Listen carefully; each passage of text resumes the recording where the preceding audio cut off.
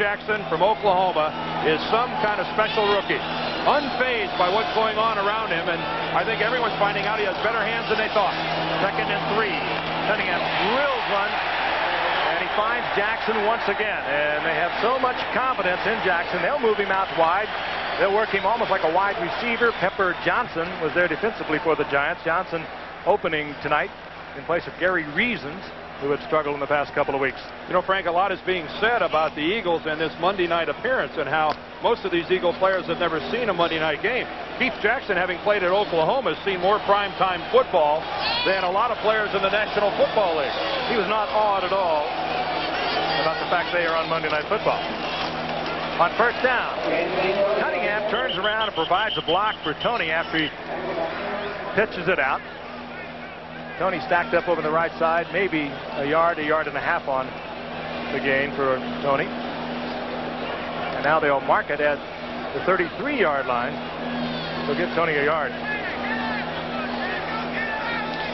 That shield you're seeing Randall Cunningham wearing is something new. He wore it for the first time last week against the Oilers. You can see that shield on the upper part of his face mask. He's never worn it before. I think he's wearing that on the heels of Ron Heller getting stuck in the eye a couple weeks ago by Al Baker. 2nd down and 9. Cunningham, strong arm, and he fires it in and out of the hands of Greg Garrity. And Cunningham right on target. The pass should have been caught by Garrity. Harry Williams was there defensively, but Cunningham had it right in the numbers. And this is really Garrity's specialty. He's not a burner. He's not going to run by anybody. Precise routes, and when he gets there, he normally catches the football. And tough to have one hit you in a more prime location than between the 8 and the 6. And Greg Garrity that time really dropped the ball. He really has to catch. Garrity is filling in for the injured Mike Quick we spoke of a moment ago. One of the premier wide receivers, if not the premier wide receiver in football today, who was out for 6 to 8 weeks with the broken fibula in the left leg. 3rd down and 9. Randall from the shotgun. Loses the football. An Eagle is there. Leonard Marshall was pressuring Cunningham. Cunningham stepped up as though he was going to run the football, and Ron Heller covers it for the Eagles. So Leonard Marshall playing back to his Pro Bowl ability after being troubled with a pulled groin muscle for the first couple of weeks. Telchik to punt for Philadelphia. Powering kick. Telchik looking for the coverage. He doesn't get it. And the Giants will have their second possession at the 20-yard line following the touchback when we come back to Philadelphia. Donald, 35 yards and a touchdown. The final score, Philadelphia defeating Green Bay 17-13. It was Philadelphia's last championship, Vince Lombardi's only playoff loss. And as we look at Liberty Place, the symbol of the new skyline here in Philadelphia, of which they are justifiably proud. To think that 1960, a long time ago, Dan. And it's been a while since I've been in a city that was as turned on as the city of Philadelphia has been this week getting ready for tonight's game. Giants 1st and 10. No score, first quarter from Philadelphia. Joe Morris powers his way for about 4 up close to the 25-yard line following the block of Damian Johnson. And the other block that he fouled was Mark Bavaro out in front of that play. Good look there at Bill Belichick, the defensive coordinator of the Giants, constantly changing his fronts, trying to anticipate what the Eagles will do the next time they get the football offensively. One of the best in the business there, Bill Belichick. They mark it close to the 25-yard line. We'll call it 2nd down and 5. Bill Sims looks it over. Carson hits an Eagle at the 30 and spins up to the 33-yard line. He has first down yardage. Maurice Carthen, who carried the ball 8 times last week in the Giants' victory over Washington, also got his first touchdown ever. Very tough day for Maurice Carthen, who had lost his father prior to the Redskins game and quietly played last week's game before attending his father James' funeral the next day.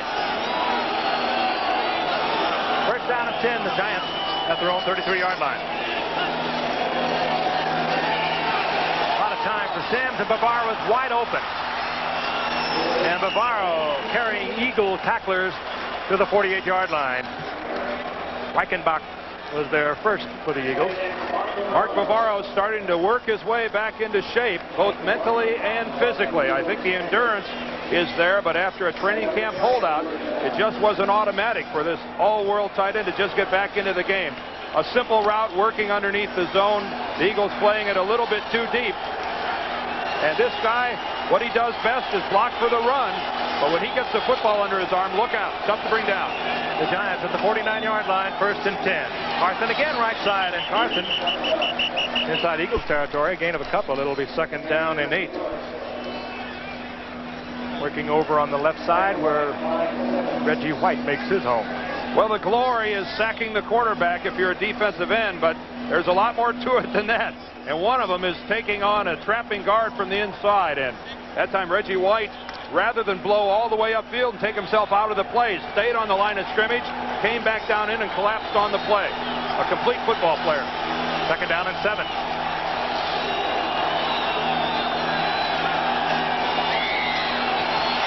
Again, Sims with a lot of time, and again, Bavaro was wide open, and the Eagles knew they were going to see that again. You have got to cover him with more than a linebacker, and that time Bavaro just blows by the linebacker, and the tight safety, Andre Waters, was in double coverage.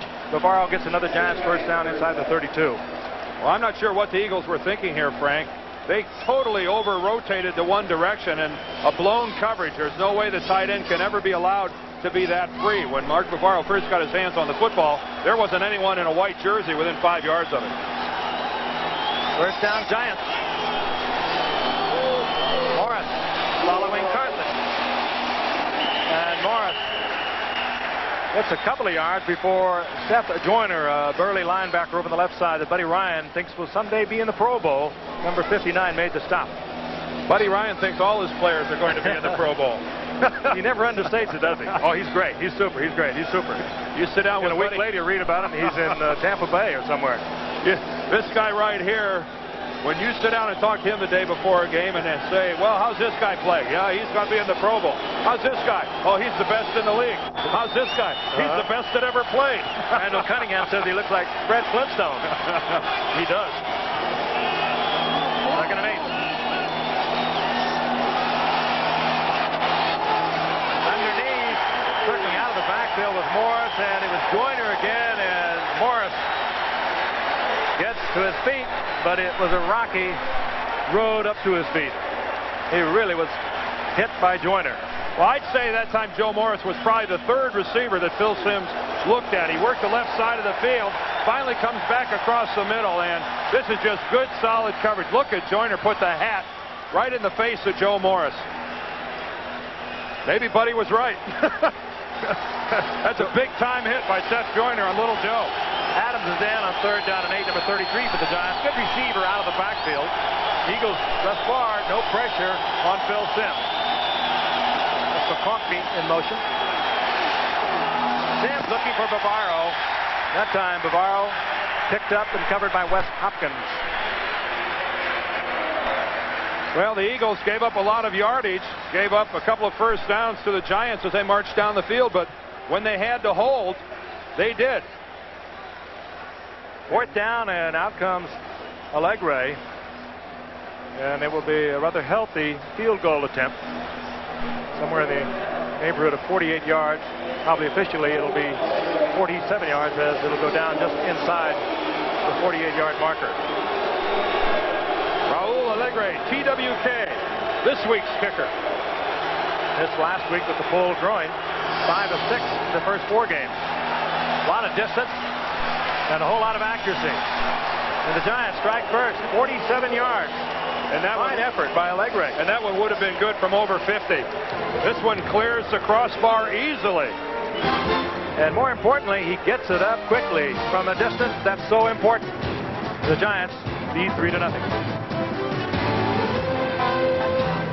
Entertainment figures who make this city their home, and they're proud of their Eagles. And Allegre, who just hit the 47 yards out for the Giants, puts it in play, and Sean Beals brings it out. And Beals close to the 25-yard line, hit there by Terry Williams. We've got an Eagle player down on the field at about the a Giant player. Sheldon White, the rookie from Miami, 3rd-round draft pick for the Giants. There's nothing quite so violent as a special team. Be it the punting unit, the field goal unit. Collisions are noisy and they are they're unavoidable when you run 30 or 40 yards at full speed and then make contact with someone who's run 20 yards the opposite direction going full speed. And sometimes, no matter whether you see it coming or not, Frank, there's just no time to get out of the way. And in reality, it's not your job to get out of the way. It takes an attitude to play on these special teams. Again, with all the speed that's involved. And they continue to look at the rookie from Miami, Sheldon White. Covering punts, covering kickoffs, the way that a lot of young people have to get into this game. It fills that 2 or 3 year time span until you work your way into a starting position, and no other way to do it to go down there and butt heads with someone. And luckily Sheldon White okay and jogging off towards his own bench. Giants 3rd-round draft pick looks to be all right. Fields worked it out close to the 25-yard line for the Eagles. 6:16 remaining here in the first quarter. The Giants lead 3-0. Well, let's see what Philadelphia does on this first down. Their most successful play so far has been a pass to Keith Jackson, the tight end. Good for about 7 yards. Let's see whether they elect to run it or go ahead and put it up. I'd throw it.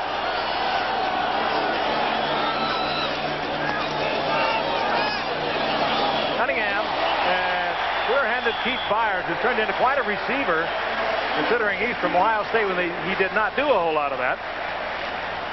Makes a fine catch and gets 8 yards out of it. If he would have been closer to the sidelines, Byers would have been called for juggling the football, but that's what he does. But he gets it under control before he goes out of bounds. Look at that, one hand to the other, but you can see clearly he gets it under control and has possession of the ball before he tap dances out of bounds.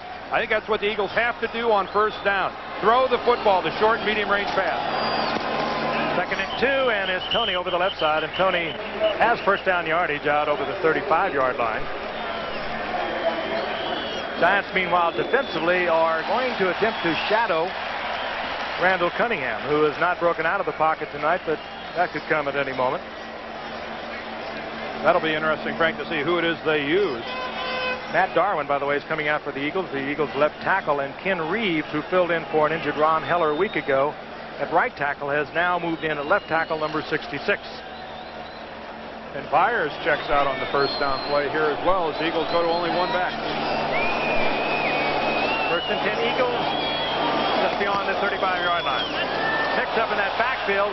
Cunningham stays on his feet, avoids one Giant defender, Eric Dorsey, but down he goes with Leonard Marshall and Carl Banks in on Randall Cunningham. Well, that's a busted play. Somehow Cunningham and Anthony Tony run into one another. And Cunningham, I don't know whether he was going to keep it or whether or not he was going to hand it off. Watch how he and Tony collide right here. And Tony having no idea what's going on, and Cunningham either, for that matter. By looking at that replay, very difficult to tell which one of the two made a mistake. Trust me, one of them did, if not both. 2nd down, 17. Good blitz down for the Giants. They like to go with it. They drop into a zone. And the zone messes up what I'm sure the Eagles felt was going to be a blitz situation on the 2nd and long yardage, as they tried to get the screen pass to Byers, and Lawrence Taylor got right in the middle of it, as he's prone to do. And you know who else is in the middle of it? Is Leonard Marshall. But let's watch Lawrence Taylor.